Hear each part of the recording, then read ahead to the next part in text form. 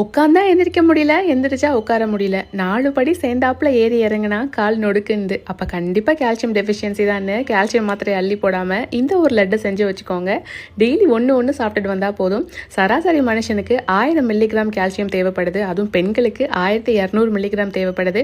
இது எல்லாத்தையும் உணவுலேயே சரி பண்ணிட்டா மூட்டு வலி முதுகு வலிலாம் இருந்த இடம் தெரியாமல் போயிடும்.